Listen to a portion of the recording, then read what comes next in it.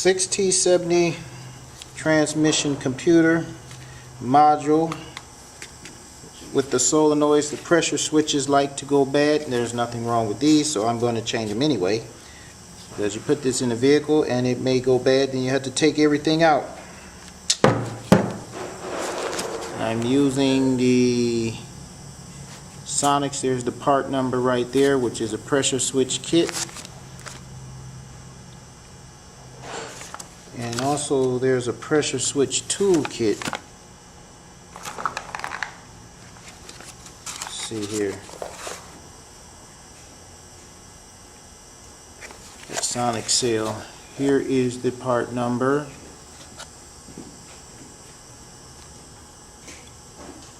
And it. Now I am going to take these apart. Let's see first.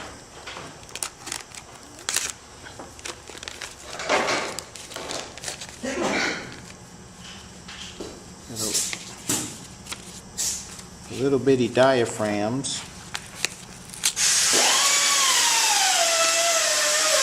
Inside here.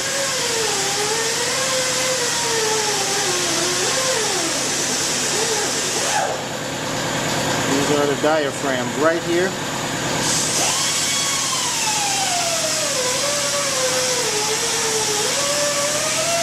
And these are the seals.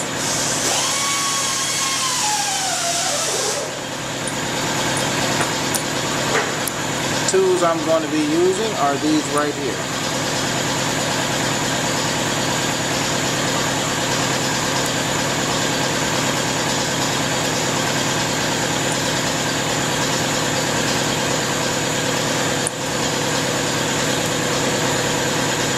And you're going to need a little screwdriver.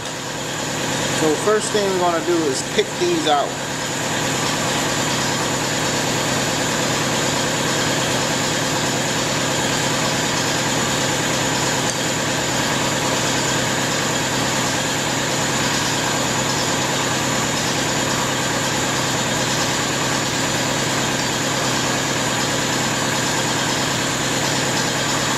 One.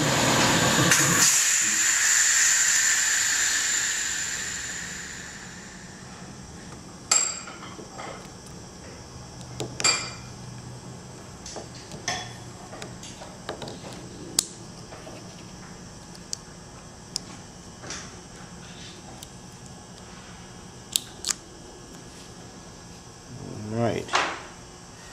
There's that film. Make sure you got that plastic piece there. Let's go to the next.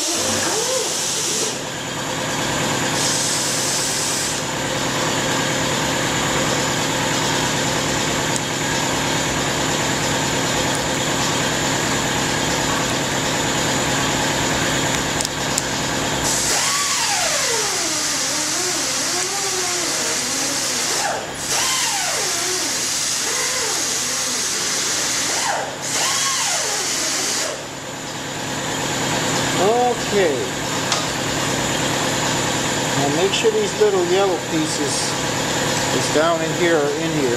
Sometimes you have some switches that's broken. Where is it? And this yellow piece come out. That has to be in there. You have to find one.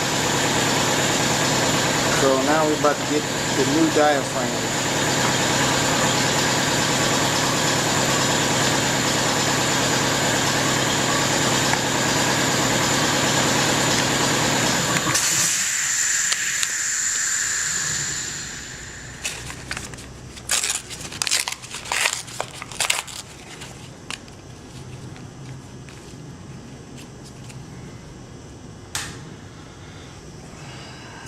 Okay, what you have to do with this is bend it this way.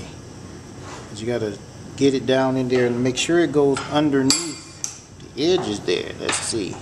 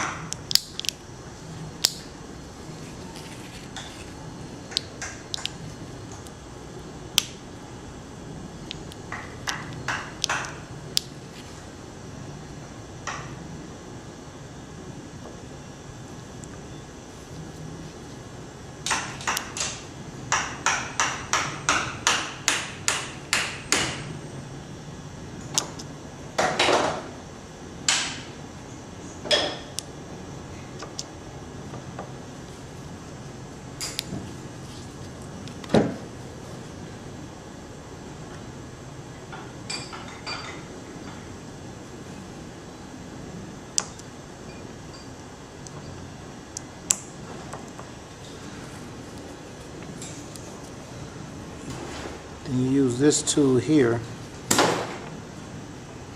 to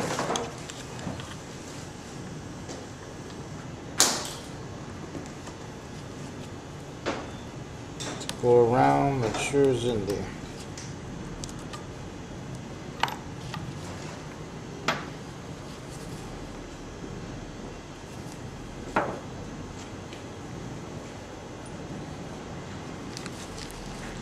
Then you get one of these pieces here. Now you're going to have to lubricate this real good.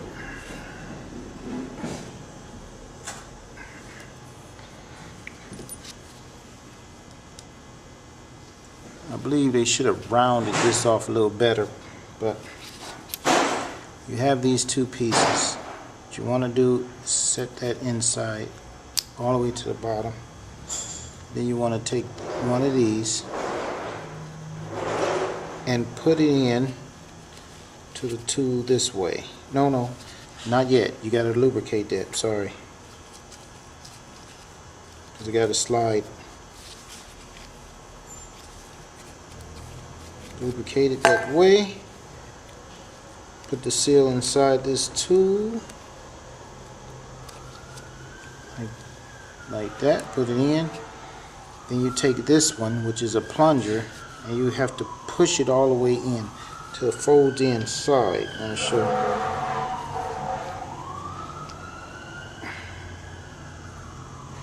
Can you see that?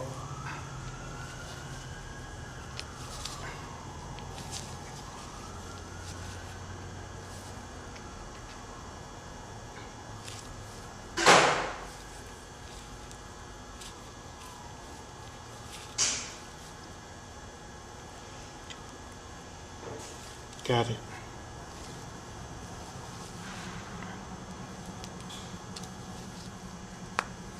So you see it fold in just like that. Then you're going to press this down in there like that. And you're going to hold this with your hand, the outside one, and force this in. Like that. Push it down. Hold this part down on the outside and push this down. Sometimes it's good to twist it around and turn it, and then push again. And then as you push down, lift the outside up.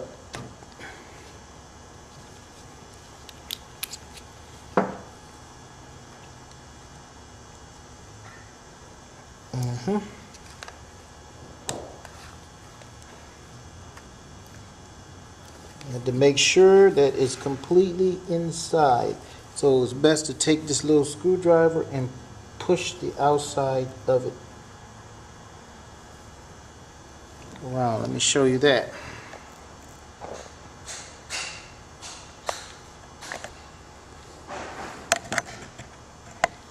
Taking this little screwdriver and I'm pushing this in like this. Make sure it makes its way inside that groove.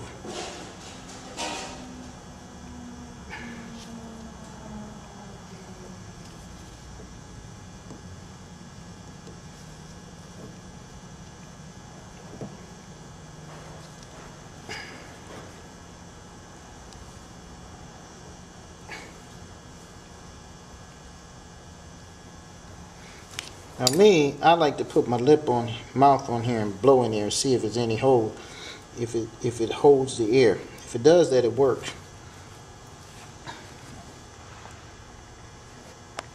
So,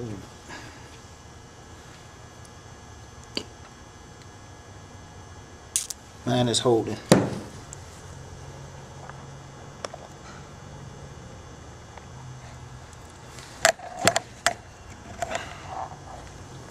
Now, one other good thing to do, and I didn't tell you this ahead of time, is before you take these seals out, it's good to measure these to make sure you have the proper height. Because if you have this up too high, it's not down right. It has to be the proper height. So make sure you measure it before you pull it out. So when you put this back in, you make sure that this seal is not too high. Now, just like you did this seal, you do the rest of the seals the same way.